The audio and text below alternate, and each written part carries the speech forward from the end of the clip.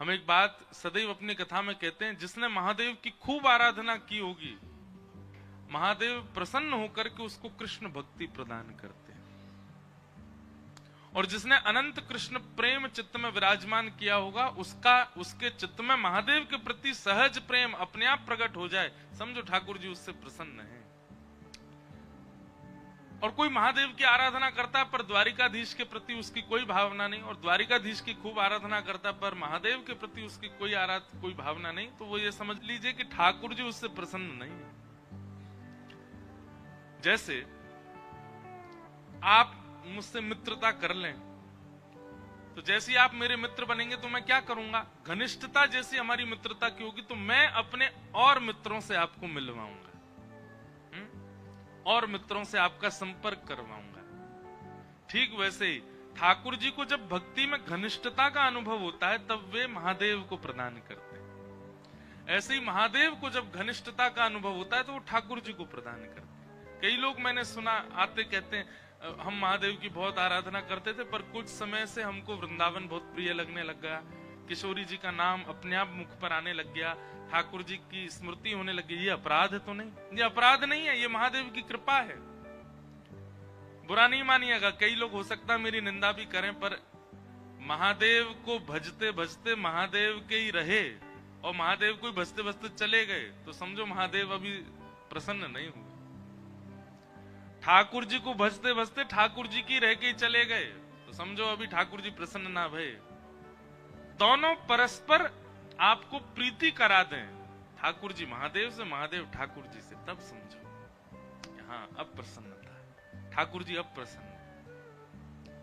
इसलिए भैया हमारे वृंदावन में जितनी भी मंदिर हैं ठाकुर जी के, वृंदावन के हों, नंदगांव के हों, गोवर्धन के हों, ऐसा कोई स्थान नहीं जहां महादेव नहीं बैठे। गोवर्धन में चकलेश्वर महादेव, नंदगांव में नंदीश्वर महादेव, वृंदावन में गोपेश्वर महादेव, मथुरा में भूतेश्वर महादेव,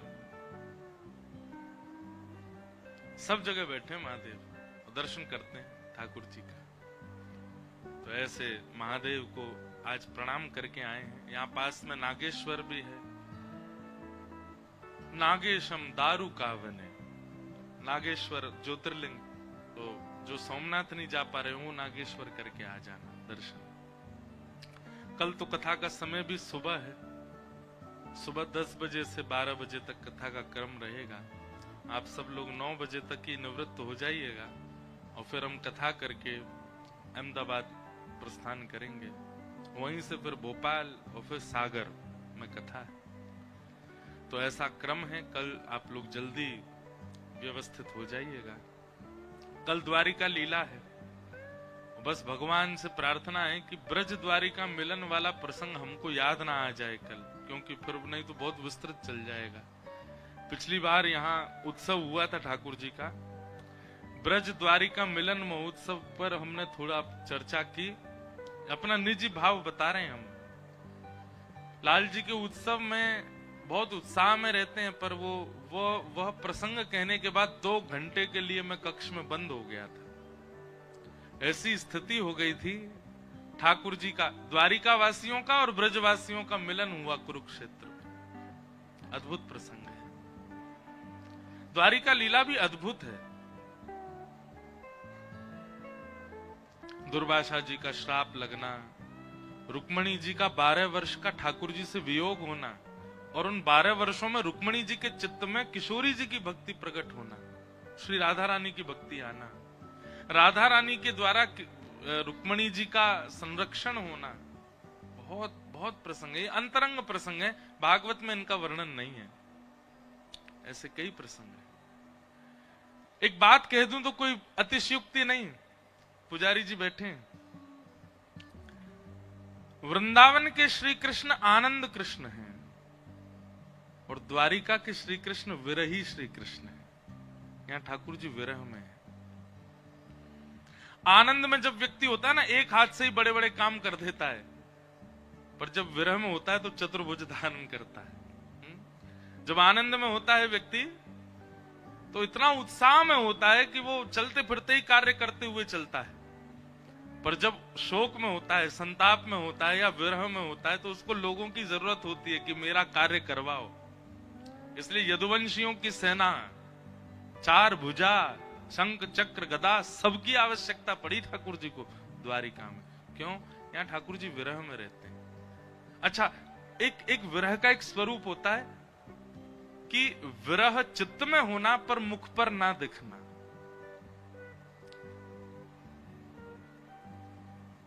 द्वारिका के श्री कृष्ण कैसे हैं पता है? बहुत शांत, बहुत सौम्य, प्रसन्नता मुख पर रहती है और नेत्र अत्याधिक सजल रहते हैं। इसलिए श्री द्वारिकाधीश जी के नेत्रों का दर्शन ही नहीं है, सजल नेत्र हैं, बंद रहते हैं, धीर गंभीर, ब्रज की स्मृति में। रोहिणी जी ने तनिक चर्चा कर दी ब्रज की, पिघल गए पूरे, जगन्नाथ बन गए। तो मैं कह दूं तो कोई अतिशयोक्ति नहीं, द्वारिका के श्री कृष्ण विरही श्री कृष्ण है। मैं एक बात कहता हूं कि सबने सबका विरह गाया है। गोपियों का विरह सबने सुना, मीराबाई का विरह सबने सुना, किशोरी जी का विरह सबने सुना, यशोदा जी का सुना, नंद बाबा का सुना, गोप ग्वालों का सुना। उद्धव जी ने भी जाकर के ठाकुर जी को ही डांट दिया। ब्रजवासियों का विरह, किसी ने ठाकुर जी का विरह क्यों नहीं कहा?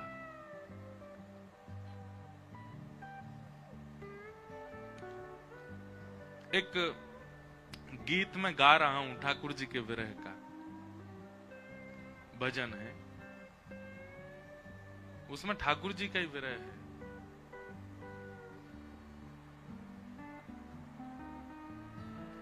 हे उधो मेरो छूट गयो ब्रज धाम, ब्रज धाम उधो मेरो छूट गयो ब्रज धाम। गैया छूटी ग्वाला छूटे, छूट गए नंद बाबा। गैया छूटी ग्वाला छूटे, छूट गए नंद बाबा। यमुना छूटी कुंजन छूटे, छूट गई मेरी मैया। हे उधो मेरो छूट गयो ब्रज धाम। एक लिख रहे हैं पंक्ति ऐसी जिसमें ठाकुर जी का विरह है। कभी कभी हमको बहुत स्वार्थ लगता है, पता है हम मानव बहुत स्वार्थी हैं, अपने सारे दोष बता देंगे ठाकुर जी को, अपनी सारी पीड़ा बता देते हैं ठाकुर जी को। कभी ठाकुर जी से क्यों नहीं पूछते आपको तो कोई पीड़ा नहीं? उनको पीड़ा नहीं होती, वो परमात्मा है। यही सोच में हम कभी नहीं पूछते ठाकुर जी से।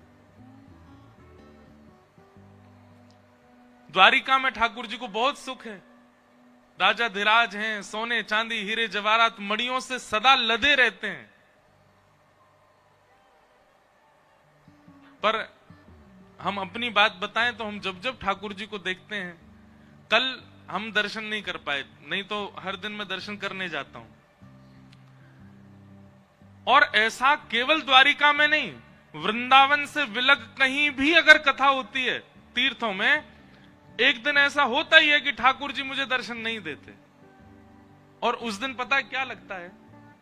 अपनी बात बता रहा हूं, उस दिन ऐसा लगता है जैसे कोई प्रेमी रूठ करके अपने आप को बंद कर लेता है ना, कि अब तू आयो 3-4 दिन रहो, अब जा रहो है, अब तू 2 दिन बाद चलो जाएगो।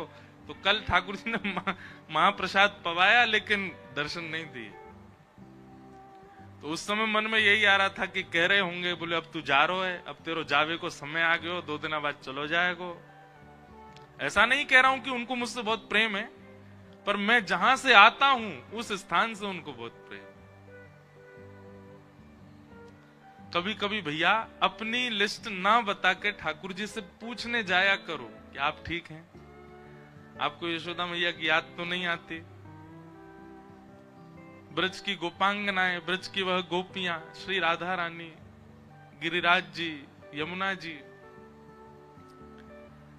सबका बहुत स्मरण तो नहीं, कितना प्रेम करते हैं ठाकुर जी वृंदावन से, कितना प्रिय है ठाकुर जी को। लोग माला लाते हैं, प्रसाद लाते हैं, दुनिया भर की सामग्री द्वारिकाधीश के लिए लाते हैं। हम तो कहेंगे कि द्वारिका जाने से पहले ब्रज जाया करो। यमुना जी का जल, ब्रज की रज, वृंदावन की तुलसी, वृंदावन के किसी ब्रजवासी के यहाँ का कुछ प्रसाद, अमनिया, कुछ नहीं तो फल ही ले आओ, वृंदावन से कुछ लाके ठाकुर जी को अर्पित करो। द्वारिकाधीश को आप इससे बड़ी भेंट और कोई नहीं दे सकते कि ब्रज से कुछ लेकर के आओ, ब्रज का कोई भाव प्रदान करो। ठाकुर जी बहुत याद में रहते हैं। कई बार ऐसा होता है ना कि बहुत विरही व्यक्ति इतनी चकाचौंध कर देता है बाहर कि उसका विरह दिखे ना, वो स्थिति है द्वारिका में। आरती भी कराएंगे, ढोल नगाड़े ताशे बजवाएंगे ताकि सबको लगे कि बहुत प्रसन्न है, पर नहीं, वो विरह में है। हमारे द्वारिकाधीश जी के जितने भी पुजारी जी हैं वो भी द्वारिकाधीश से ही लगते हैं। ऐसे महाराज गले में अभी आज तो नहीं पहन के आए, नहीं तो ऐसा हो ही नहीं सकता, भीतर पहन रखे हैं। 2-4 तोला सोना तो पहन के ही रखते हैं। द्वारिकाधीश जी सबको ऐसा बना करके चारों ओर रखते हैं कि ऐसा लगे बहुत प्रसन्न है, पर हम हृदय की बात जानते हैं। ठाकुर जी को ब्रज की बहुत याद आती है। और देखो द्वारिकाधीश जी का मुख कहाँ है पता है? समुद्र की ओर। क्यों?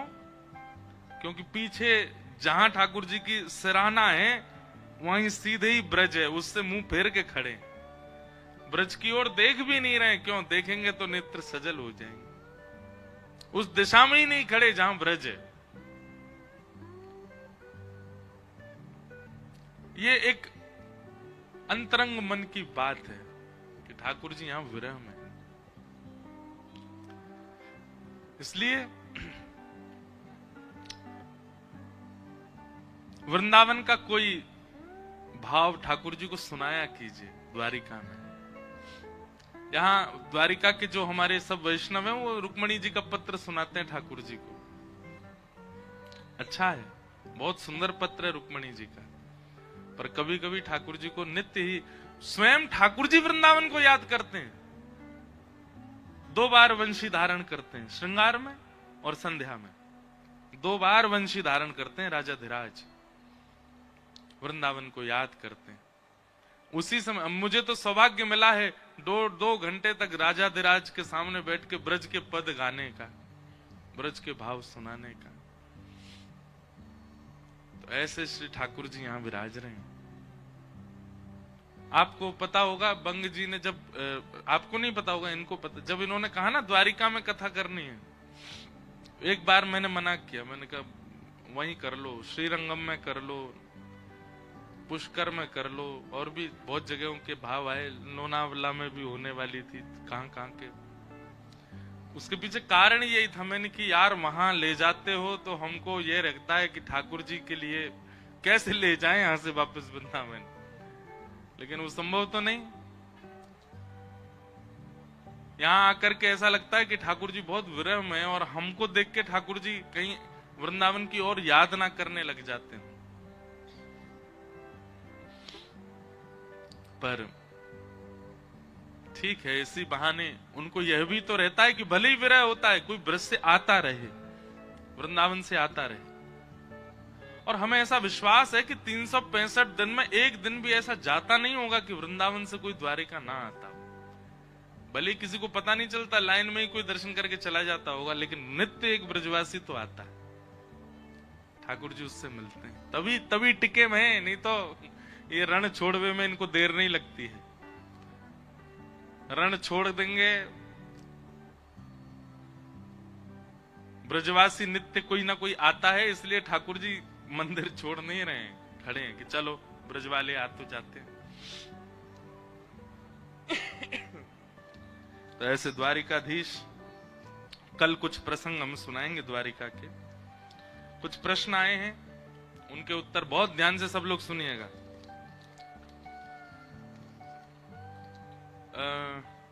गरुड़ पुराण के स्वाध्याय के तौर पर पढ़ सकते हैं। देखो एक बात हमारी सुनिए, गरुड़ पुराण में केवल एक चैप्टर ऐसा है जिसको मृत्यु काल में पढ़ा जाता है। पूरी गरुड़ पुराण ऐसी नहीं है। आप उसका स्वाध्याय कर सकते हैं। लोगों के मन में भ्रांति है कि कोई मर जाए तभी गरुड़ पुराण होना चाहिए।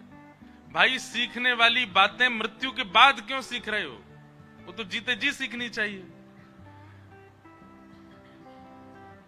गरुड़ पुराण में मानवीय जीवन सुधारने के तौर तरीके और किसी न किसी कारण से भगवत प्राप्ति, भक्ति प्राप्ति, कर्म की श्रेष्ठता, ये सब बातें बताई गई हैं। वो तो जीते जी पता चलनी चाहिए। उसका केवल एक चैप्टर है जो मृत्यु के बाद पाठ किया जाता है ब्राह्मण के द्वारा। पूरी गरुड़ पुराण का ऐसा भाव नहीं। आप पूरी गरुड़ पुराण पढ़ सकते हो, पढ़नी ही चाहिए। तो दूसरा प्रश्न है, महाभारत पुराण का पाठ घर में करने से परिवार में कलह होने की, ये सबसे बड़ा झूठ है भारत का कि महाभारत करने। आप मुझे एक बात बताइए, महाभारत में युद्ध हुआ है कि युद्ध समाप्त किया गया है? महाभारत युद्ध कराने का ग्रंथ नहीं है, युद्ध विश्राम का ग्रंथ है, युद्ध के नाश का ग्रंथ है, युद्ध समाप्ति का ग्रंथ है। ये भ्रांति है हमारे चित्त में कि महाभारत करने से घर में कलेश होता है। लोग डर के मारे महाभारत, एक गीता प्रेस के हमको कोई व्यक्ति मिले, वो बोले महाराज जी सबसे कम बिकने वाली गीता प्रेस की जो किताब है वो है महाभारत, लोग वह खरीदते ही नहीं है। बोले क्यों? इसको तो रखने से घर में कलेश होता है। बल्कि महाभारत जिस घर में रख दी जाती है वहां के कलेश समाप्त और हो जाते हैं। और रखने से काम नहीं चलेगा, पढ़ो, महाभारत का अध्ययन कीजिए। श्री महाभारत का एक चैप्टर गीता पूरे विश्व को हिला देता है। पूरी महाभारत कैसी होंगी? इसलिए महाभारत में ये जो बात है ये गलत है। चारों वेदों के रचयिता श्री वेद व्यास जी महाराज, उन्होंने ही 18 उप पुराण, 18 महापुराण, चतुर्वेद, इतिहास, महाभारत, सबके रचयिता श्री वेद व्यास जी महाराज। फिर किन्हीं का भाव है कि जगन्नाथ जी की सेवा कैसे करनी चाहिए। देखो, सेवा में 3 बातों में किसी एक में निपुणता लिया हो, या तो राग में, गायन में, या फिर भोग में, सुंदर सुंदर प्रसादी में, या फिर तीसरा श्रृंगार में। राग, भोग, श्रृंगार, इन तीनों में से किसी एक में तो सेवक को निपुण होना चाहिए। कुछ नहीं तो ठाकुर जी को 24 घंटा सुनाते ही रहो गा गा करके, पर हाँ स्वर अच्छा होना चाहिए, रेंकना नहीं है ठाकुर जी के आगे। अगर किसी का स्वर बढ़िया नहीं है और वो दिनों रात सुनाए जाए, पता चली बेचारा सुबह किसी दिन उठेगा ठाकुर जी वहां से अंतर ध्यान हो गए, बोले भैया इससे बढ़िया रूखी रोटी चल जाएगी, पर तेरा स्वर नहीं भा रहा है हमको। तो जिनका स्वर अच्छा नहीं है वो कभी कभी कुछ कुछ सुना दिया करो, बात उनकी बुराई की नहीं है। पर अगर स्वर अच्छा है तो राग से सेवा करो। राग नहीं कर सकते तो भोग, ठाकुर जी को सुंदर सुंदर व्यंजन बना करके पवाओ, और नहीं तो श्रृंगार। इन 3 में से किसी एक में निपुणता चाहिए, चाहे आप किसी की भी सेवा करो। और आपने ये भी कहा कि हमें उनका सचल दर्शन हो जाए। सबसे पहली बात, ठाकुर जी का सचल दर्शन किस दिन होगा? जिस दिन आपने अपनी सेवा के ठाकुर जी को जड़ मानना बंद कर दिया, उसी दिन सचल दर्शन हो जाएगा। आप उनको जड़ मान रहे हो, इसीलिए तो सचल नहीं हो रहे हो। आपको ये लगता है जगन्नाथ जी तो काष्ठ की मूर्ति है, ये तो दारू ब्रह्म है, ये तो ऐसे हैं, अरे इनको कहीं भी धर दो, सर्दी, इनको थोड़ी सर्दी लगती है, इनको थोड़ी गर्मी लगती। आप जिस दिन अपने ठाकुर जी के प्रति ये भावना खत्म कर देंगे कि ये जड़ हैं, उसी दिन सचल ठाकुर जी कोई ना कोई लीला करने लग जाएंगे। हमारे गिरधरलाल जी बड़ी लीला करते हैं। अभी नाथ द्वारा उत्सव में छोटे छोटे इतने से तो हाथ हैं हमारे लाल जी के, उसमें भी हमने झुंझुना रख दिया। 2-4 वीडियोस में देखा वो झुंझुना ऐसे हिल रहा है दोनों तरफ, ठाकुर जी बजा रहे थे। कई लीला करते हैं श्री ठाकुर जी हमारे लाल जी। ये कब करते हैं ठाकुर जी? ऐसी प्रकट भाव कब प्रारंभ कर देते हैं? आपके द्वारिकाधीश जी, उनके तो कई वीडियोस आ जाते हैं, कभी मोर पे छिल रहा है, कभी कुछ कर रहे हैं, कभी कुछ। कब? जब आप उनके प्रति बिल्कुल पाषाण बुद्धि नहीं रखोगे, सचल बुद्धि रखोगे, उनके प्रति जैसे हम चैतन्य हैं ऐसी भावना रखोगे, अपने आप भी अनुभव कराने लग जाएंगे। फिर किन्हीं का भाव है कि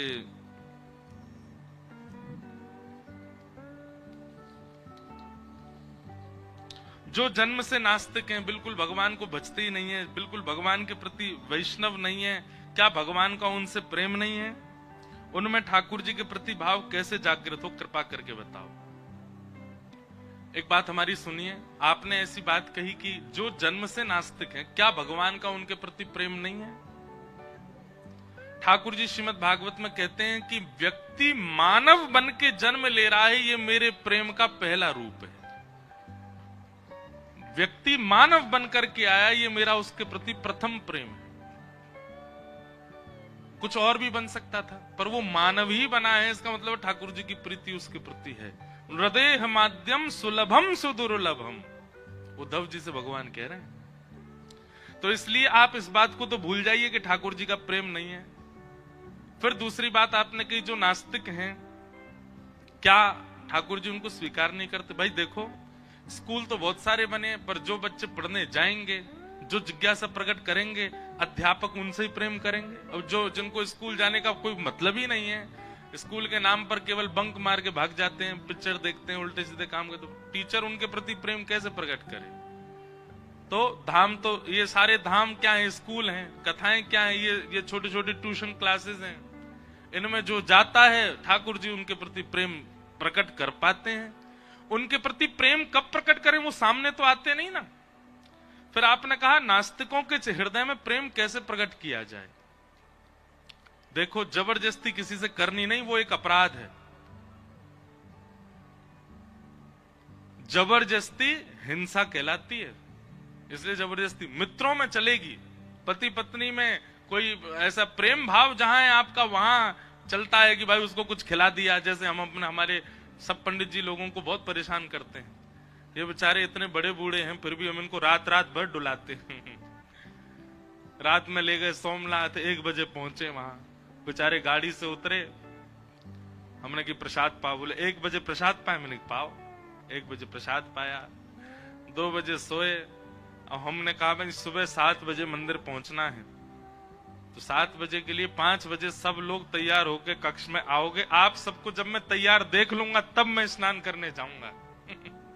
तो बेचारे इतने डरते हैं हमसे, पर ये प्रेम भाव है, इसलिए जबरदस्ती चलती है। नहीं तो जहां आपका प्रेम नहीं है, जहां आपका संबंध नहीं है, वहां आप जबरदस्ती नहीं कर सकते। इसलिए जो नास्तिक हैं, जबरदस्ती उनको लेकर के मत आओ। एक बार कहो द्वारिका चलोगे, वृंदावन चलोगे, कथा में चलोगे, अगर वो राजी राजी आवे एक बार में तो आने दीजिए, उसके अधिक आपको प्रयास नहीं करना। एक बार में अगर ठाकुर जी उस पर कृपा करना चाहते होंगे तो कर देंगे, नहीं तो भैया एक बात और सुनो,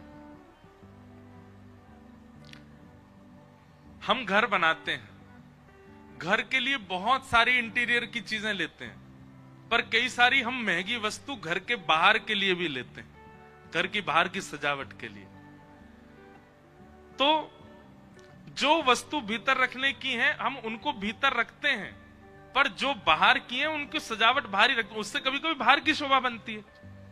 ठीक ऐसे ही कई नास्तिक लोग हैं, परंतु उनसे कोई ना कोई क्रिया बन रही है, उससे संसार का कुछ ना कुछ कर्म चल रहा है। इसलिए जरूरी नहीं सबको ही आस्तिक होना है, कई लोगों को नास्तिक रहने भी दिया जाए तो कोई दिक्कत नहीं।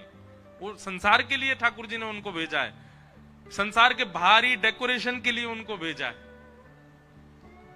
अब विदेशियों को आप क्या मानोगे?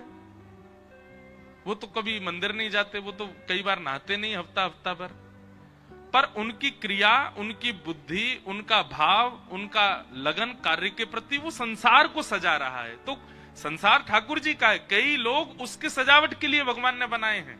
जरूरी नहीं सभी द्वारिका में, सभी कुंभ में जामे, सभी। अब जो बेचारे कुंभ में हम नहीं जा पा रहे, हमारी पहले ही 2-2 साल 3-3 साल पहले कथाएं सब कर दी नक्की। ऐसा नहीं प्रणाम करके हाथ पांव जोड़े 2-3 लोगों को कि भैया मान जाओ, 1 हफ्ते का समय दे दो, हम कुंभ हुआएं।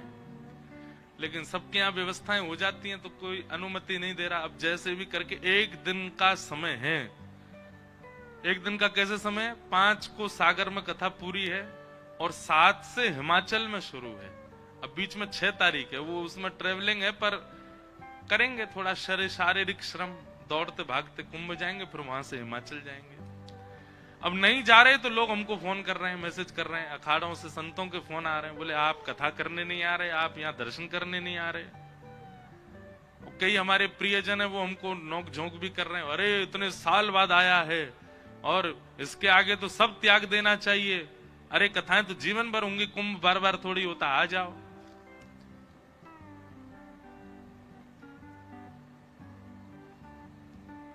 तो मन में भाव आता है कि भाई जरूरी नहीं है कि कोई उपस्थित नहीं हो पा रहा है तो वो गलत है, उससे भारी शोभा बन रही है ना। अब हम कुंभ में नहीं गए, नाथद्वारा में देखते आप, दूसरा कुंभ जैसा लग रहा था, वहां पे हजारों लोग बैठे थे वहां पे। तो वो हजारों लोग भी कुंभ में नहीं जा पाए तो उनके लिए कुंभ नाथद्वारा में प्रकट हुआ ना। द्वारिका के कितने लोग कुंभ नहीं जा पा रहे, उनके लिए कथा यहां होके यहां कुंभ हो रहा है ना। सागर से जो लोग नहीं जा पाए उनके लिए सागर में कुंभ होगा ना। तो जरूरी थोड़ी सबरे कथा वक्ता सब संत महापुरुष सब वैष्णव जन कुंभ में ही जाएं, कुछ कुछ बाहर भी घूमते रहो, जो बाहर के नहीं जा पा रहे उनको कुंभ का अनुभव कराते रहो। तो हम उस कार्य में लगे। तो इसलिए भैया जो भगवत प्राप्ति के लिए एक बार में आ जाए तो ठीक, नहीं आ रहा है तो उसके प्रति हीन भावना मत रखो। उसको ठाकुर जी ने संसार को सजाने के लिए बनाया है, सजाने दो।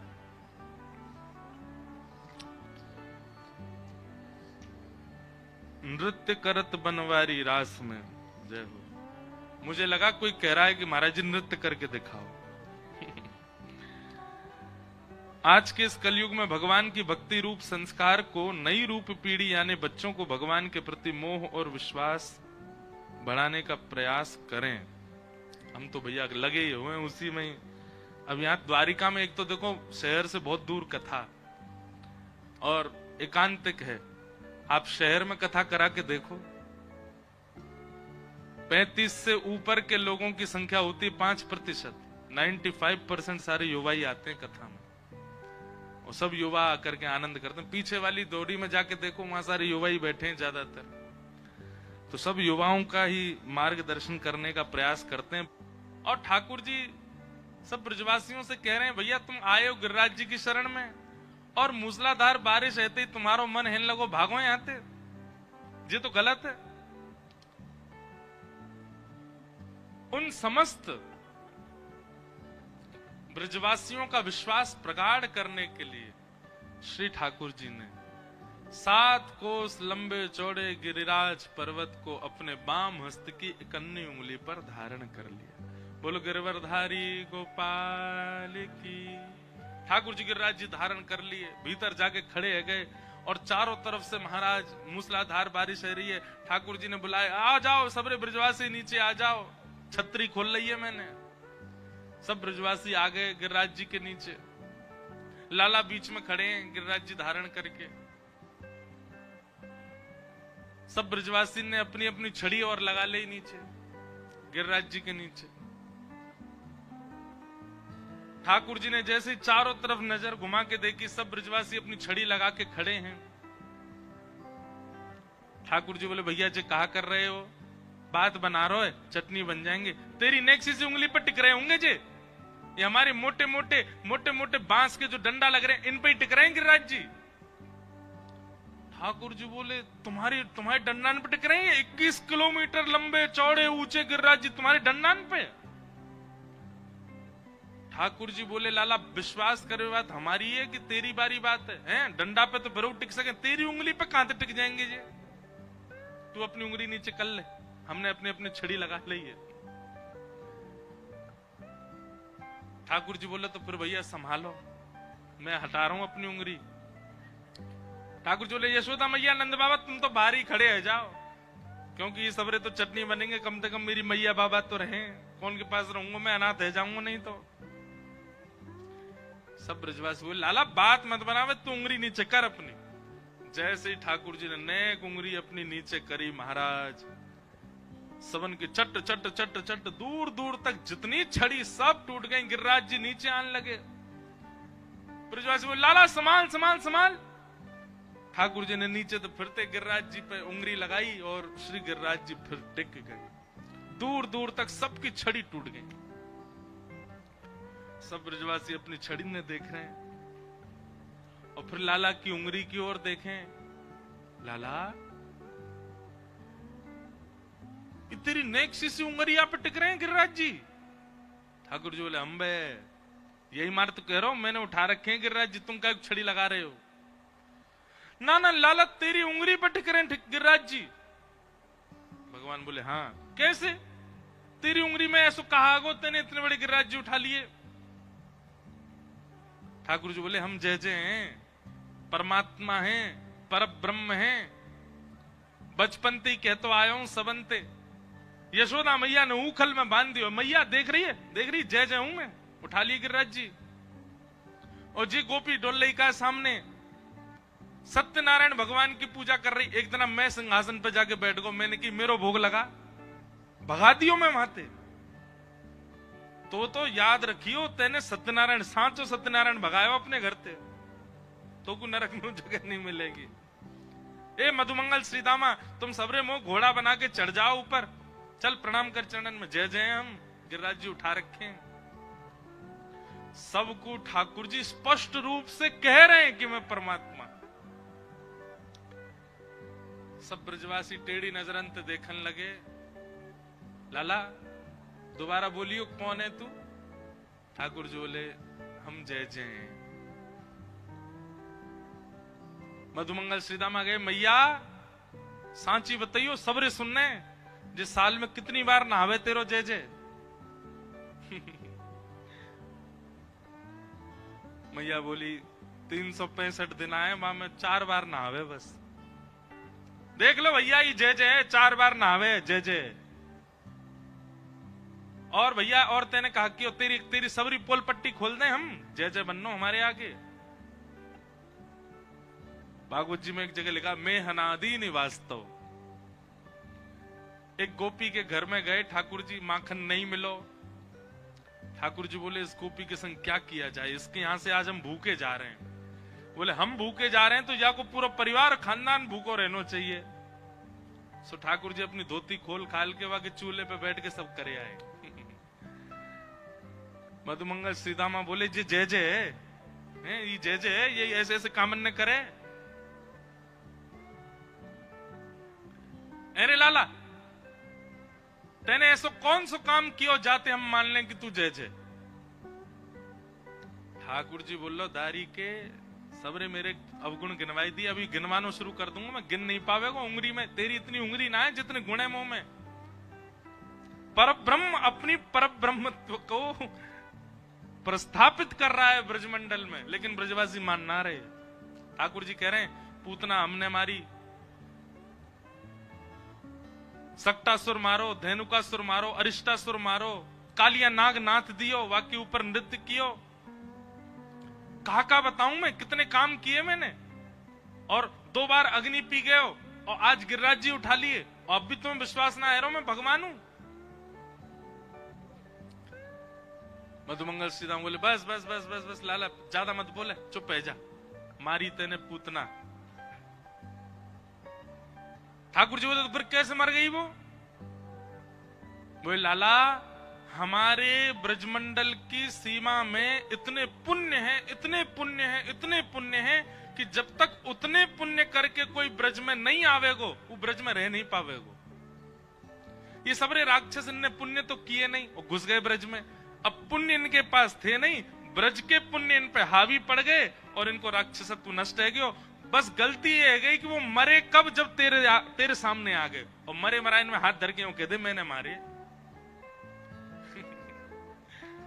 ठाकुर जी ने भी ऐसी ताली बजाई, लेकिन यूं ही बजा रहे होंगे, वाह गिरिराज जी उठा रखे। बोले, मतलब तुम्हारे पास कितने उदाहरण है ये सिद्ध करने की कि मैं भगवान नहीं हूं। वारे मधुमंगल श्रीदामा, और ये बात केवल मधुमंगल श्रीदामा नहीं कह रहे हैं, गोपी गीत में पहले श्लोक में गोपियां कहती, जयति तेधिकं जन्मना ब्रज। इसके बहुत अर्थ हैं। इसका एक अर्थ ये भी है, हे ठाकुर जी आपका जन्म सफल हो गया। ये बात कोई कहने की, ठाकुर जी का जन्म तो सफल ही होता है, लेकिन गोपियां कह रही हैं आपका जन्म सफल हो गया। क्यों? क्योंकि ब्रज में हुआ। इस बात को कहकर गोपियां क्या कहना चाहती हैं कि हमारे ब्रज की महिमा तो पहले से ही है, आपके जन्म से ब्रज की महिमा नहीं है। ब्रज की ते जन्मना ब्रजम अधिकम जयति, आपके जन्म लेने के बाद तो ब्रज की महिमा थोड़ी और बढ़ गई, मतलब आपके जन्म से पहले से हमारा ब्रज श्रेष्ठ है। ब्रजवासी ब्रज को इतना ज्यादा प्रेम करते हैं कि ठाकुर जी तो कह रहे हैं कि ब्रज के पुण्य इतने हैं कि उन पुण्यों को सह नहीं पाए राक्षस, और ब्रज में आते ही मर गए। बस गलती ये है गई, जब मरे तेरे सामने मरे, और मरे मरायन में हाथ धर के यूं कह दे कि मैंने मारे। ठाकुर जी बोले जय हो, आपकी जय हो भैया। मधुमंगल श्री रामा तन सुखा मन सुखा धन, सबन की जय हो भैया। मैं परमात्मा ना हूं, मैं भगवान ना हूं, मैं जय जय वैसे कछु ना हूं, मैं तो तुम्हारो लाल आऊं। ब्रजवासी बोले हम अब आए हो ना सही बात पे, लाला आया हमारो। लेकिन लाला फिर भी तेने गिरिराज जी कैसे उठाए जी? पर्वत इतना बड़ा तो पे कैसे उठ गो? हमें बता दे लाला, हम भी उठाए ले करेंगे फिर रोज।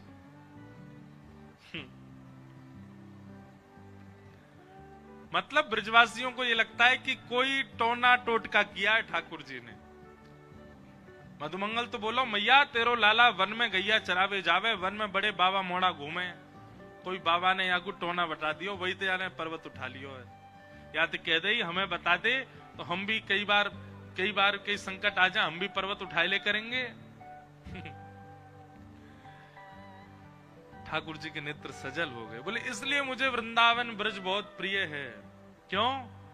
बोले क्योंकि मैं यहां पर अपने पर ब्रह्मत्व को कितना प्रकट करता हूं, पर फिर भी इनकी नजरों में मैं पर ब्रह्म नहीं हूं। ये लाला ही मानते हैं मुझको।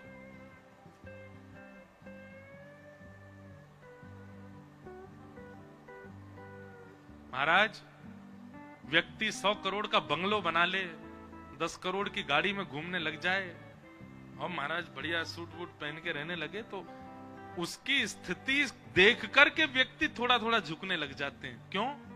कहीं ना कहीं प्रभाव हावी होता है सामने वाले पर प्रेम का ये स्वरूप है कि प्रेम जब चित्त में होता है तो प्रभाव दिखता ही नहीं है, स्वभाव ही दिखता है।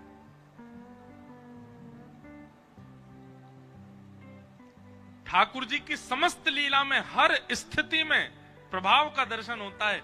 वृंदावन में भी प्रभाव दिखता है, पर वृंदावन के ब्रजवासियों के प्रेमियों के आगे प्रभाव छोटा पड़ जाता है। ठाकुर जी वो मानते ही नहीं है कि ये परमात्मा।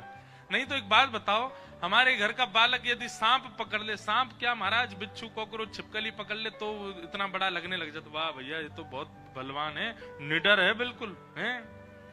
ठाकुर जी तो कालिया नाग पर नृत्य करते हैं, और उसके बाद यशोदा मैया गोद में लेकर के गई, वही लाला तेने कालिया नाग पर नृत्य कैसे कर लियो?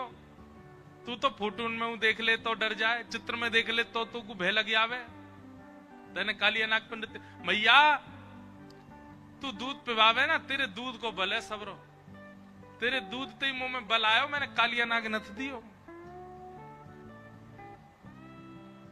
यशोदा मैया विश्वास कर लेती हम बे, लाला ये तो मेरे प्रेम को भाव है, मेरे प्रेम को बल है, मेरे दूध को प्रताप है कि तू इतना बलवान काम कर दे। ठाकुर जी का प्रताप नहीं, ये ब्रज की स्थिति है, वहां पर ब्रह्मत्व नहीं देखा जाता। सब बोले बोले लाला बता तो दे कैसे उठाए। कछु माखन को बल बढ़्यो, कछु गोपन करी सहाय, श्री राधे जू की कृपा सो मैंने गिरिवर लियो उठाए। कछु तो मुंह में माखन को बलायो, मैंने इतना मक्खन खायो भैया। ब्रजवासीन के घर घर को मक्खन खायो, आप सब ब्रजवासीन के घर घर को बल मुंह में आ गए हो। हाँ भैया तुम में तो कोई बचाओ जाके घर को मक्खन मैंने नहीं खायो। सब गोपी बोली ना लाला तेने सबन को, बोले सबरी गोपी इनके परिश्रम से निकरो भयो मक्खन मैंने खायो। वाह मक्खन में मक्खन ना हो, तुम सबन को परिश्रम ही आगे हो। या हमारे ये गिरिराज जी कैसे उठाए, इतनी सारी गोपी इनको परिश्रम मेरी उंगली में आगो, मैंने गिरिराज जी उठाए। वाह कछु गोपन करी सहाय। आप गोप ग्वालन ने मेरी बड़ी सहायता करी। आप सब टकटकी लगा के मुंह को देख रहे, घूर करके मुंह को देख रहे, आप सबन की दृष्टि से आप सबन को बल न करके मुंह में आ गए हो और मैंने गिरिराज जी उठा लिए। कितनी सीधी बातों से ठाकुर जी समझा रहे हैं। हम आप लोग होते हैं ना तो ठाकुर जी को भी व्यंग में हंस के चले जाते, ये कोई बात है? मतलब हमने रोटी बना के खिलाई तो हमारा बल आ गया आप में? ठाकुर जी कैसी बात कर रहे हो? 21वीं सदी में पढ़े लिखों वाली बात किया करो ना। हम लोग चतुर हैं, हम लोग पढ़े लिखे, इसलिए सीधी बात से हम लोग मानने वाले नहीं हैं। ब्रजवासी बड़े सीधे हैं। ठाकुर जी कह रहे हैं तुम सबन को बल आ गए, तो सब ब्रजवासी मान भी रहे हैं। कई ब्रजवासी तो कहने लगे तभी तो हम कहें कमजोरी क्यों आ गई आजकल हम में, हमारो बल कहीं चलो गो है, वो लाला ने ले लियो है। श्री राधे जू की कृपा से मैंने गिरिवर लियो उठाया। किशोरी जी की मुंह पे कृपा है गई और मैंने गिरिराज जी उठा लिए। ब्रजवासी बोले हम बे लाला अब आयो सही बात पे, ये तो गोपीन को, ग्वालन को और श्री जी की कृपा है जो तेने गिरिराज जी उठाया, तो मैं कहां बल आयो? ठाकुर जी बोले हम सही कह रहे हो, मुंह में कहां बल है, ये तो सब आप सबन की कृपा है मुंह पे। लाला ठीक है, राजी रहे, खड़ो रहे ऐसे ही जब तक बरसा बंद नहीं हो। और सुन लाला, कहा हम सबरे 56 भोग पामेंगे गिरिराज बाबा को प्रसाद, और 56 भोग पाके पेट भर के फिर तो को देखेंगे तो हमारो बल फिर तो में आ जाएगा, तो उठाए रखियो। ठाकुर जी बोले बहुत बढ़िया, ऐसे करो। ऐसे सब ब्रजवासी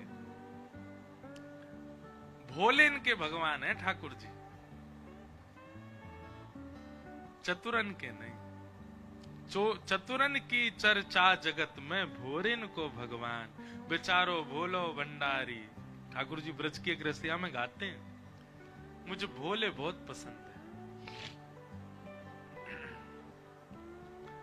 ऐसे ठाकुर जी ने गिरिराज धरण लीला की। बोलो गिरिराज धरण की। 7 दिन तक उठा करके रखा। 7 दिन बाद ठाकुर जी ने यथावत गिरिराज जी को व्यवस्थित कर दिया और श्री गिरिराज गोवर्धन लीला विश्राम हुई। गायों ने भगवान का नाम गोविंद रखा और तत्पश्चात रास पंचाध्याय की कथा प्रारंभ हुई। एकादशी व्रत का महात्म बताया गया और अब रास। भगवान पिता रात्रि शरदोत्फुल्ल मल्लिका विक्षरन्तुम मनश्चक्रे योग मायामुपाश्रितम्। भगवान पिता रात्रि, बहुत ध्यान से सुनिएगा। अब सब लोग बिल्कुल एकाग्र चित्त होकर के बैठो और ध्यान से श्रवण करो रास का प्रसंग। भगवान ने द्वारिका में भी रास किया और ब्रज की गोपियों के साथ, किशोरी जी के साथ रास किया है। द्वारिका में भी उसकी भी एक लीला आती है। कुरुक्षेत्र में भी रास किया है, जब सूर्य ग्रहण के लिए जहां ब्रज द्वारिका मिलन महोत्सव हुआ। और वृंदावन तो रास भूमि है ही। रास का मतलब क्या है? अगर हम कहते हैं द्वारिका में रास किया तो आपके मन में क्या भाव आ जाता है? ठाकुर जी यहाँ पे नाचे। नाचने को रास नहीं कहते, नृत्य रास नहीं है। ठाकुर जी ने पंढरपुर में भी रास किया है, वहां भी रास का प्रसंग है। रास का मतलब नृत्य नहीं होता। रास का मतलब क्या होता है? श्रेष्ठ होने के बाद भी अपने प्रेमियों को प्रायोरिटी देना, वो रास कहलाता है। भगवान ने जूनागढ़ में भी रास किया है नरसिंह मेहता के साथ। मेवाड़ में भी रास किया है मीराबाई के साथ। जहां ठाकुर जी अपने भक्तों के लिए विचार करके सहज हो जाते हैं, उसी स्थिति को रास कहते हैं।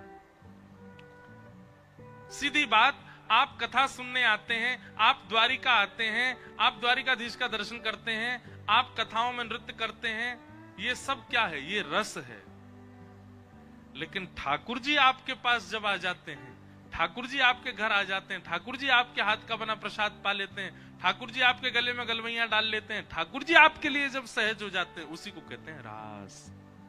रस और रास में ये अंतर है। पंडाल में जितने लोग बैठे हैं हम सब रस के उपासक हैं, हम सब रस के भोगी हैं, और जितने भी ये चित्र बैठे हैं ये सब रास के उपासक। इन्होंने रास किया है, इनके साथ ठाकुर जी ने रास किया है।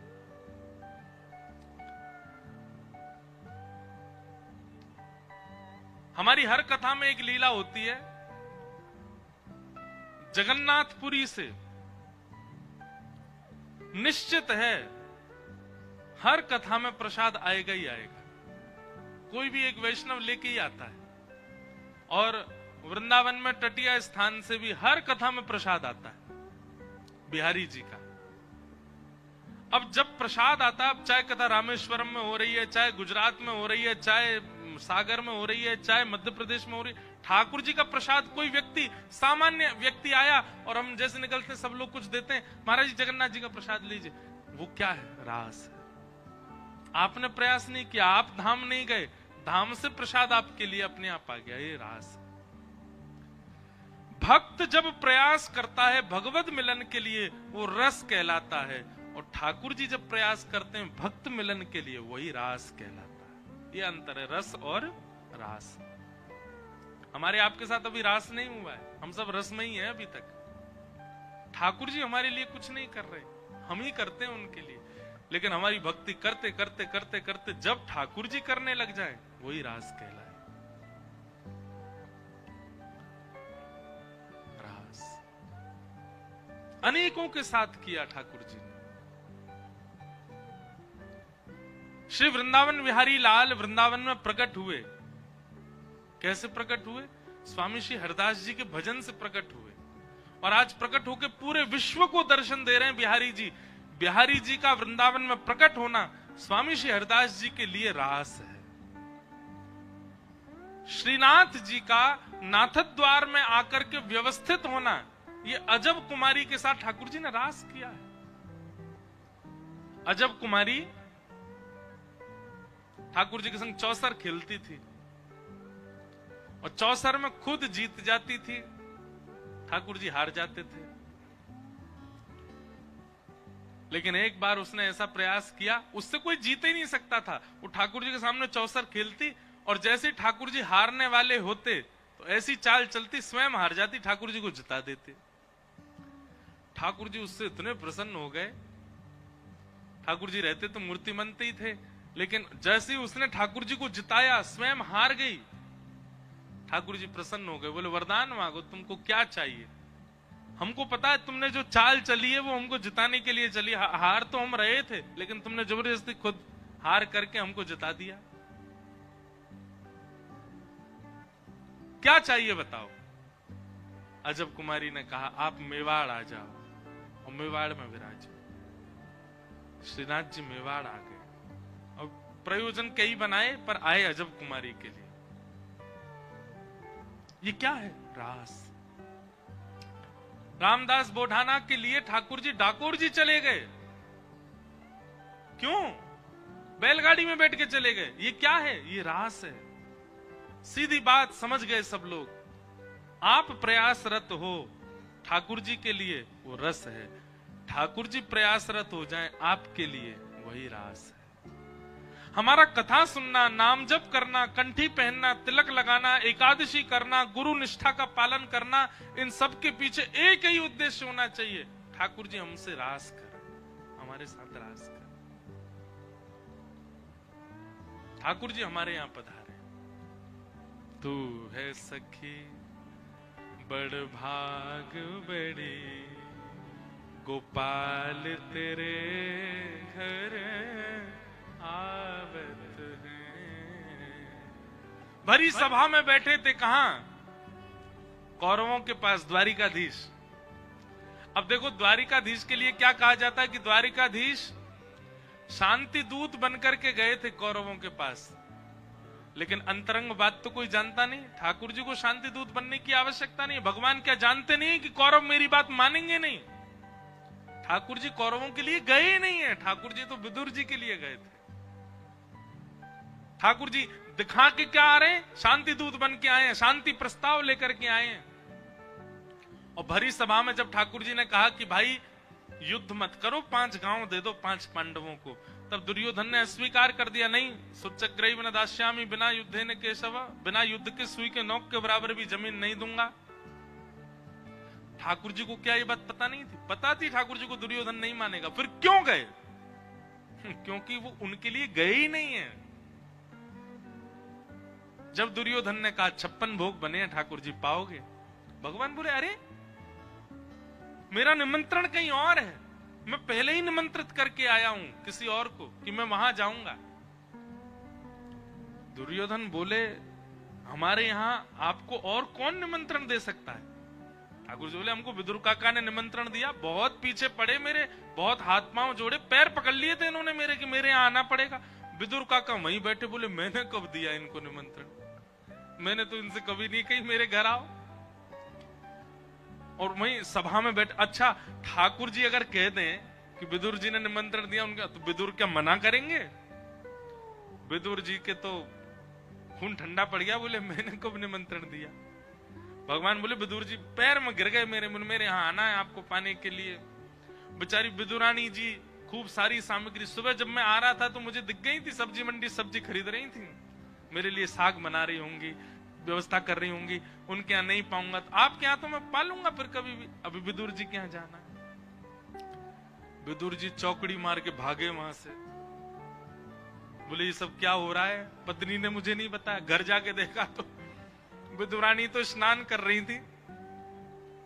विदुर जी बोले तुमने ठाकुर जी को निमंत्रण दिया? वो भीतर नाती नाती बोली कौन से ठाकुर जी? बोले द्वारिकाधीश को। बोली नहीं तो ऐसा तो कुछ नहीं, मैं तो कभी उनसे ऐसे बात ही नहीं कर पाई हूं बैठ करके, मैं कैसे बोले आज भरी सभा में कह रहे थे कि मेरा विदुर काका के यहाँ निमंत्रण है, और सुबह सुबह तुम उनको सब्जी मंडी में मिली थी, सब्जी खरीद रही थी। विदुरानी बोली मैं तो कहीं गई नहीं। विदुर जी समझ गए ये तो कृपा करने के लिए आ रहे, देवी घर में कुछ है भी नहीं, क्या करें, आज पहली बार द्वारिकाधीश हमारी कुटिया पे आ रहे हैं, तुम जल्दी तैयारी करो, बाहर चौक पुराओ, सुंदर दिए जलाओ, सुंदर सुगंधी कर दो, मैं तब तक कुछ लेके तो आऊं उनके लिए, वो आ रहे हैं हमारे यहाँ। विदुर जी थैला लेके भागे कुछ सामग्री लेने के लिए, विदुरानी भीतर से निकल के आई और बस गीले केश हैं, झटपटा रही हैं, ठाकुर जी आ रहे हैं, बिल्कुल तन की स्थिति ऐसी विलग हो गई। एक वो कीर्तन आया ना, राम आएंगे तो अंगना सजाऊंगी, राम आएंगे तो दीप जलाऊंगी, राम आएंगे तो ये, पर मुझे ऐसा लगता बहुत अच्छा भजन है, पर वास्तव में राम आएंगे तो आप कुछ भी नहीं कर पाओगे। आपके पैर आप रखोगे कहीं, जाएंगे कहीं, पता चल जाए ठाकुर जी आ रहे हैं। विदुरानी तो अस्त व्यस्त वस्त्रों में घर भी ठीक करती जा रही है, झाड़ू भी ढंग से नहीं लगा पा रही है, और इतने में ही गेट खटखटा दिया ठाकुर जी ने, खोलो। दौड़ करके जैसे ही गई विदुरानी, और जैसे ही द्वार खोले हैं, शंख चक्र गदा पद्मधारी कमल नयन भगवान, कमल मुख, सुंदर सुंदर मुकुट धारण करके, आहा चंदन की सुगंधी महक रही है, मंद मंद बांकी मुस्कान से खड़े हैं और विदुरानी जी को दर्शन दे रहे हैं। विदुरानी जी देख करके 2 बार तो बेहोशी आई उनको, ठाकुर जी ने संभाला, काकी जी बहुत जोर की भूख लगी, कुछ खिलाओ। इसे क्या कहते हैं? ये है रास, ये रस नहीं है, ये क्या है? तू है सखी बड़ भाग बड़ी, नंदलाल तेरे घर आवत है। और उसमें भी अब आप कहोगे महाराज जी कैसे? प्रसाद कौन है? प्रसाद ठाकुर जी तो हैं, ये प्रसाद के रूप में आपके घर आ रहे हैं, अपने अपने जनों के रूप में आपके घर आ रहे हैं। और एक और बात कहूं, अपनी याद के रूप में आपके घर आ रहे हैं। ये सब रास है। आप बैठे हो मुंबई में, बैठे बैठे नेत्र बंद हो जाएं, ठाकुर जी की याद आने लग जाए, कमल नयन कमल मुख, कैसे सुंदर श्री ठाकुर जी, द्वारिका की याद आने लग जाए, समझो ठाकुर जी आ रहे हैं, ये रास हो रहा है। तू है सखी बड़ भाग बड़ी गोपाल तेरे घर आवत है, तू है सखी। गाओ। भाग बड़ी गोपाल तेरे घर आवत है, तू अपनो श्रृंगार करत है, तू अपनो श्रृंगार करत है, ये दर्पण हाथ दिखावत है, ये दर्पण हाथ दिखावत है, तू है सखी बड़ भाग बड़ी गोपाल तेरे घर आवत है, तू है सखी बड़ भाग बड़ी गोपाल तेरे घर आवत है। हमारे महाराष्ट्र में एक हुई जनाबाई।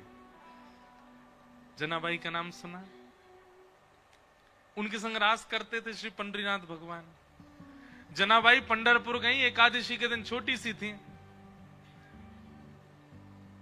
और उनका ऐसा था कि पंढरपुर जाऊं और कभी लौट के ना आऊं। तो अति भीड़ होने के कारण माता पिता से हाथ छूट गया। तो वैसे तो बालक माता पिता से दूर होने पर रोते हैं, पर जनाबाई तो नाच रही थी, बोले बहुत अच्छा हुआ, अब यहीं रहूंगी, नित्य पंडरीनाथ के पास ही रहूंगी। बैठी थी चंद्रभागा जी के तट पर और रो रही थी। इसलिए नहीं कि माता पिता दूर हो गए, हे पंडरीनाथ कब मिलोगे, हे विठल मुझे कब मिलोगे, विठल मुझसे कब मिलेगा, विठल मेरा कब होगा, विठल मेरे पास कब आएगा। रोती जा रही है। बहुत सुंदर चरित्र है श्री जनाबाई जी। तब आप नामदेव महाराज जी के यहाँ गई, वहां रह करके आप उनके यहाँ सेवा करती, पूरे घर की सेवा करती, सबकी सेवा करती। और जब सब निवृत्त हो जाते तब रात में चक्की पीसते पीसते पंडरीनाथ को याद करते, विठलनाथ को याद करते। एक दिन ठाकुर जी आपके इस भाव पर इतने रीझ गए, ठाकुर जी आ गए और ठाकुर जी इतने भावुक हो गए कि पूरे दिन पूरे घर की सेवा करती है, सबके लिए भोजन बनाती, सबका बर्तन मांजती, सबके कपड़े आदि व्यवस्थित करती, और सबसे निवृत्त होकर रात में चक्की पीसती और मेरे को याद करती। बहुत थक गई होगी, इसको थोड़ा आराम मिल जाए। ठाकुर जी सामने बैठ गए और जनाबाई जो चक्की पीस रही थी उसी पे अपना हाथ रख के ठाकुर जी पिसवाने लगे। जनाबाई को थोड़ा आराम सा लगने लगा, हाथ में चक्की चल रही थी, धीमे धीमे हाथ छूट गया, थोड़ी सहज सी हो गई। तभी देखा चक्की तो अपने आप चल रही है, नेत्र खोल करके देखा तो साक्षात पंडरीनाथ सामने बैठे और बैठ करके चक्की पिसवा रहे जनाबाई के साथ। नेत्र सजल हो गए जनाबाई के। अब तो रोज आते हैं ठाकुर जी, रोज चक्की पिसवाते हैं जनाबाई के साथ।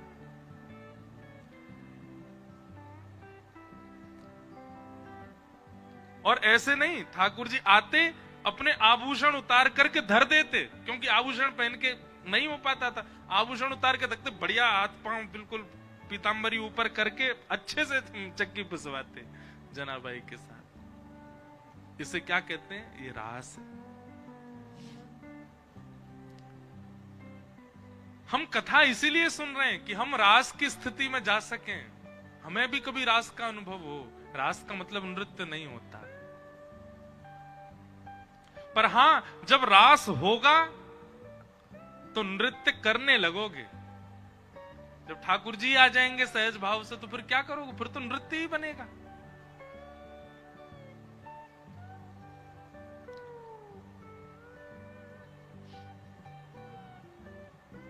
और दिन तो गोपियां आती हैं ठाकुर जी के पास, पर आज ठाकुर जी जा रहे हैं गोपियों के पास, इसीलिए इसको रास कहा गया है। भगवान ने, और ऐसा नहीं थोड़ा बहुत रास किया, 6 महीने की रात्रियों को आमंत्रित किया वृंदावन में। रास को समझना बहुत सामान्य बात नहीं है, अच्छे अच्छों की मति घूम जाती है। 6 महीने की रात्रियों को आमंत्रित किया भगवान ने। 6 महीने तक ब्रजवासी सोते ही रहे, रात ही रही और ठाकुर जी का रास चलता रहा। ऐसी योग माया, मतलब देते भी हैं तो नैकाद नहीं देते हैं, पूरा पूरा देते हैं। मैं एक बात कहता हूं, हमारे ठाकुर जी की गणित बहुत कच्ची है। ठाकुर जी को केवल 2 ही चीज आती हैं गणित में, सब्सट्रैक्शन और एडिशन, बस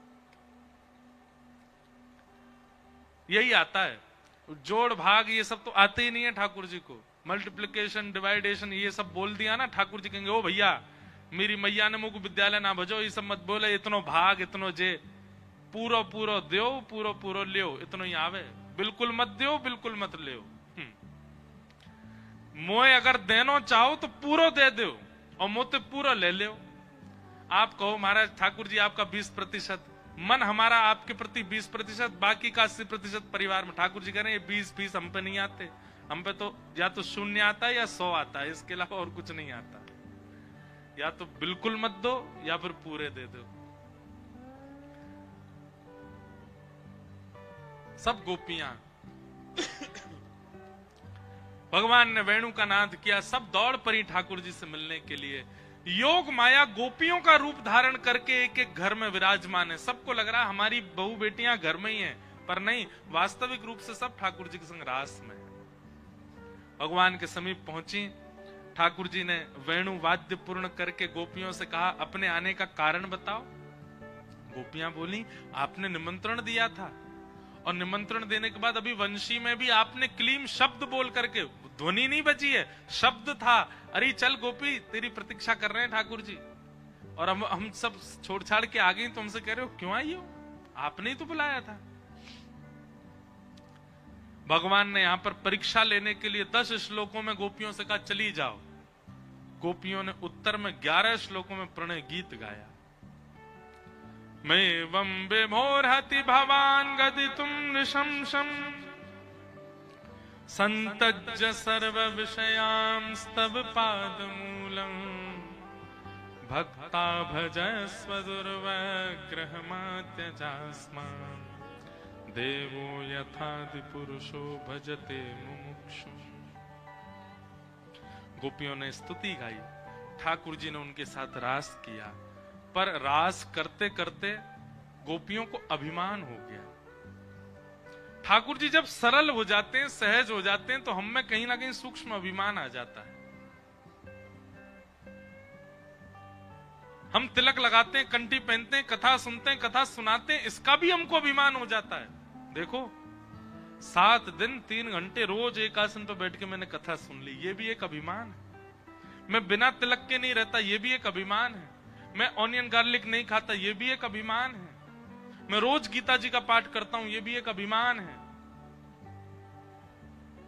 इतना सूक्ष्म अहमत्व भी ठाकुर जी को प्रिय नहीं है। अहम शून्य बनना पड़ेगा उनकी प्राप्ति के लिए। गोपियों के लिए ठाकुर जी जैसे सहज हुए तो गोपियों को अभिमान हो गया, हम बहुत सुंदर हैं, इसलिए हमारे रूप पर ठाकुर जी मोहित हो गए। ठाकुर जी बोले अरे गोपियों, पूतना की सुंदरता पर सब मोहित हो गए थे, तब मैंने तो आंख खोल के भी नहीं देखा, तब तुमको पता नहीं चला कि मुझे रूप नहीं प्रभावित कर सकता।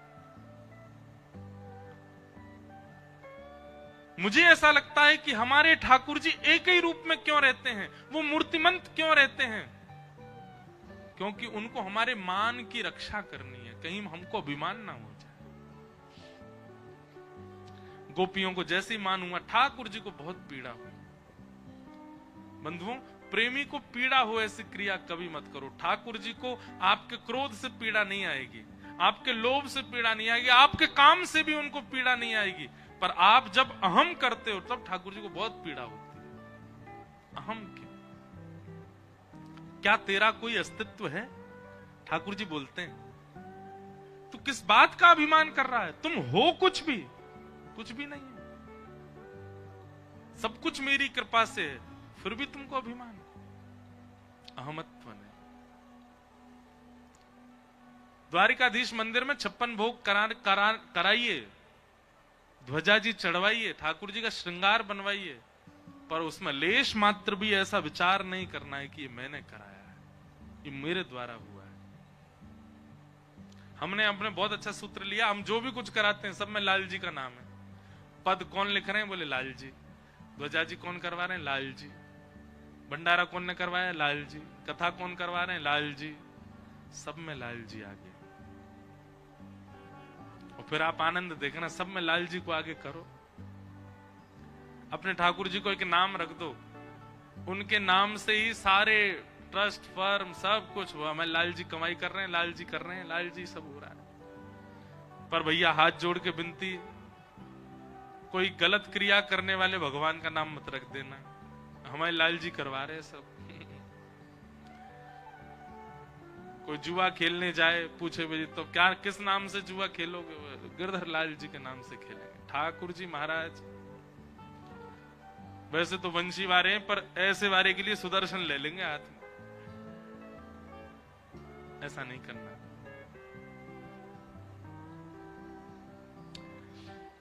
तो अहम ठाकुर जी को प्रिय नहीं। गोपियों को जैसे अहम हुआ, ठाकुर जी वहां से अंतर ध्यान हो गए। तो कहते हैं गोपियों को अहम क्यों हुआ? क्योंकि गुरु विहीन होकर के गोपियां गई हैं। गुरु क्यों आवश्यक है? ताकि भगवत सेवा में आपसे कोई अपराध ना बने, इसलिए गुरु का संग होना बहुत जरूरी है।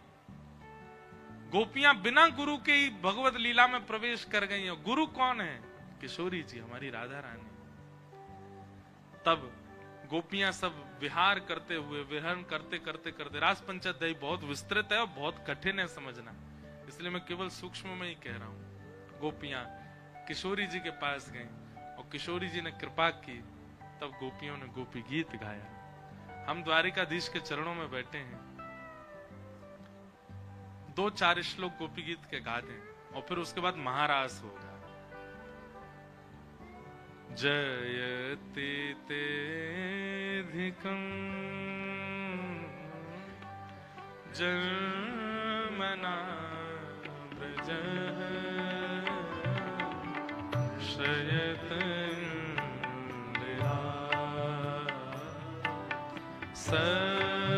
सस्वतत्र दयित दृश्यता दीक्षुका स्त्वयि धृता सव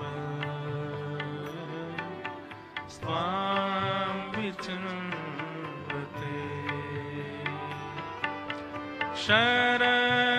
शरदुदाशये साधु जात सरसी जोदर श्री मुषादृशा सूरत नाथ ते अशुल्क दासिका वरदने नेह किं विष जलाप्यया व्याल राक्षसा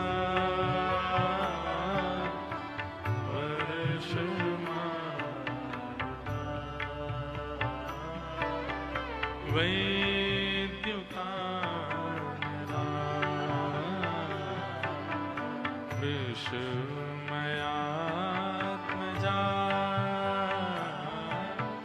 विश्वतो भया दृशभते वयम् रक्षिता न खलु गोपिका नंदनो भवान अखिल देना अंतरात्म विघ्न साधितो विश्वगुप्तये सखोदेवा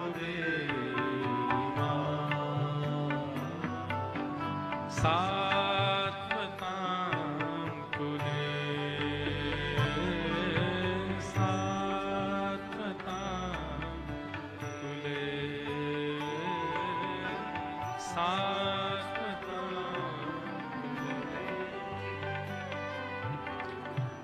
यत्ते सुजात चरणा गुरुहंस्तनेषु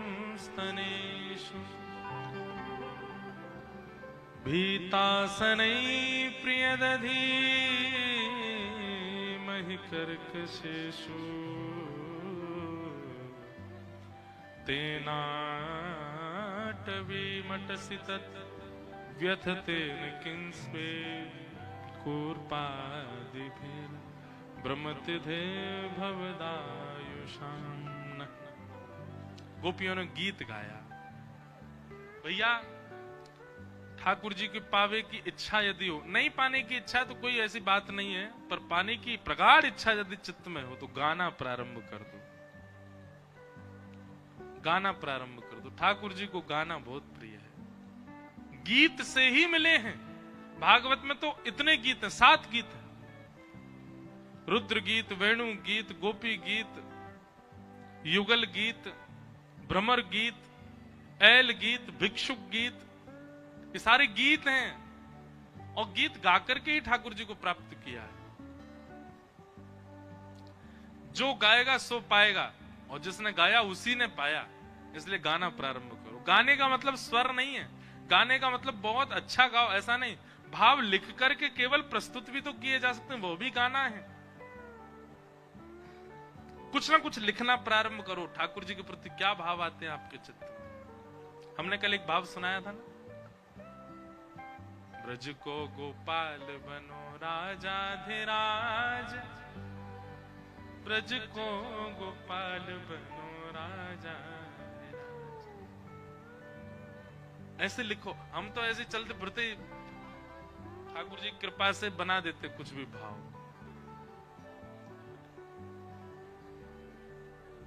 गोपियों ने गोपी गीत गाया, और गीत विश्राम होते ही इति गोप्य प्रगायन्त्यः प्रलपस्त्यंश्च चित्रधा रुरुदुस्वस्वरं राजन् कृष्ण दर्शन लालसा। कृष्ण दर्शन लालसा, कृष्णोपासन लालसा, ये 2 बातें। ब्रज में जाओ कृष्ण दर्शन लालसा से, और द्वारिका में आओ कृष्णोपासन लालसा। द्वारिका उपासना पद्धति सिखाएगा। और उपासना किसे कहते हैं? उपासनम, थोड़ी नजदीकी। बुरा नहीं मानना द्वारिका वाले भागवत जी में ही लिखा है, द्वारिका थोड़ा समीप ले जाएगा। भाई राजा के ज्यादा समीप जा भी नहीं सकते आप। राजा का तो पहले ही परकोटा होता है। तो द्वारिका उपासना सिखा देगा, मतलब थोड़ा समीप ले जाएगा। पूर्णता नहीं मिलेगी, पूर्ण समीपता नहीं देगा। मतलब ठाकुर जी के अंग रक्षक बन जाओगे, ठाकुर जी को देखने को मिल जाएगा, ठाकुर जी के पास खड़े हुए को मिल जाएगा, भोजन प्रसाद बनाने को मिल जाएगा, श्रृंगार भी मिल जाएगा, पर आलिंगन नहीं मिलेगा। यहां उपासना सिखाई जाती है। भागवत जी कह रही हैं, गोविंद भुजगुप्तायाम द्वारवत्वाम कुरुद्वः अवासीद नारदो भिक्षणम कृष्णोपासन लालसा। और वृंदावन क्या करता है? इति गोप्य प्रगायन्तः प्रलपन्त्यश्च चित्रधा रुरुदुः स्वस्वरं राजन् कृष्ण दर्शन लालसा। कृष्ण दर्शन प्रदान कर सकता है वृंदावन। पर द्वारिका में आपको 56 भोग लगाने पड़ेंगे, द्वारिका में आपको ध्वजा करनी पड़ेगी, द्वारिका में आपको स्वर्ण के आभूषण बनवाओ ठाकुर जी के, ठाकुर जी का खूब मनोरथ करो, तब जाके ठाकुर जी उपासना प्रदान करेंगे। वृंदावन में तो रोना पड़ेगा। रुरुदुस्वसमराज। वृंदावन में ठाकुर जी आप 56 भोग लगा रहे हो नहीं देखेंगे, ध्वजा लगा रहे हो नहीं देखेंगे, चांदी का सिंहासन दे रहे हो नहीं देखेंगे, सोने की आभूषण दे रहे हो नहीं देखेंगे, फूल बंगला बनवा रहे हो नहीं देखेंगे। आप व्याकुल होकर के कितने विरही होते हो, ठाकुर जी वो देखते हैं वृंदावन में। तो रुरुदुस्वस्वरम राजन, कृष्ण दर्शन लालसा। एक नया प्रसाद मिला द्वारिका में आज। ये बात, वृंदावन तो विरह देता है, और वहां विरह से ही ठाकुर जी मिलते हैं। वहां खर्चा ही विरह का करोगे तब ठाकुर जी मिलेंगे। गोपियों ने गा करके जब विरह आतुर होकर के रुदन करने लगी गोपियां, इतने में ही क्या हुआ? ताशामाविर्भूत सौरी स्मयमाय मुखाम्बुज पीतांबर रघुवी साक्षान मनमथ मनमथ। पीतांबरी पहन करके ठाकुर जी ने तुरंत, अब यहां पर एक बात लिखी है, स्मयमाय मुखाम्बुज। दो अर्थ होते हैं इसके। एक अर्थ तो होता है ठाकुर जी कैसे आए, स्मयमाय मुखाम्बुज मतलब मुंह पहुंचते हुए आए, और स्मयमाय मुखाम्बुज का एक अर्थ है कि ठाकुर जी मुख उघारते हुए आए। दोनों अर्थ समझो। मुख पहुंचते हुए आए का मतलब क्या है? ठाकुर जी कुछ खाने गए थे, भूख लग रही थी, तो क्या खाने गए? बोले गोपियों के चित्त में जो मान था उसको खाने गए। सब गोपियों का जब मान खा लिया, और जब व्यक्ति का भोजन पूरा होता तभी भोजन मुख पहुंचता, मतलब एक एक गोपी का मान खत्म हो गया। ठाकुर जी ने सबके मान खा लिए तो स्मयमाय मुखाम्बुज। ठाकुर जी ने बताया हाँ अब सबरी मान रहित हो गई। और दूसरा अर्थ तो बहुत ही अच्छा, बोले क्या? स्मयमाय मुखाम्बुज, अपना मुख उघार के ठाकुर जी आए। मतलब गोपियों को जैसे ही मान हुआ, ठाकुर जी अंतर ध्यान थोड़े ही हुए, तो क्या किया? कितनी गोपियां थी? करोड़ों गोपियां और एक कृष्ण। इतने में ठाकुर जी ने क्या किया?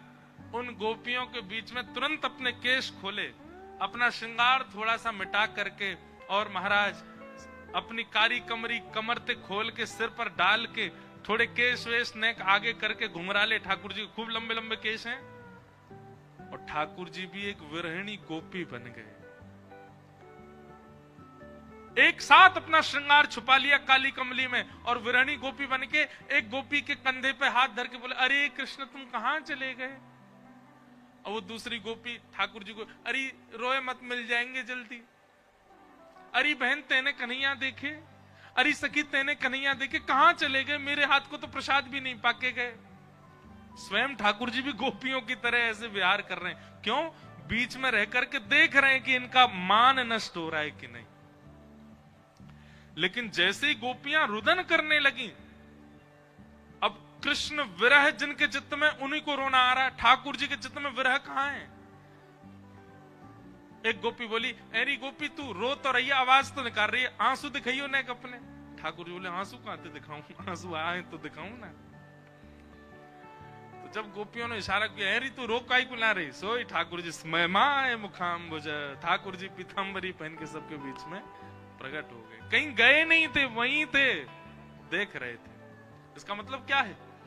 आप भक्त जब बनते हैं, वैष्णव भाव में जब आते हैं, ठाकुर जी कहीं गए नहीं है, पास ही हैं, आपका परीक्षण कर रहे हैं। जैसे ही योग्य दिखोगे, स्मयमाय मुखाम्बुज, मुखाम्बुज खोल के ठाकुर जी आ जाएंगे। गोपियों ने सबने ठाकुर जी को पकड़ लिया, और जितनी गोपी थी उतने रूप ठाकुर जी ने धारण कर लिए।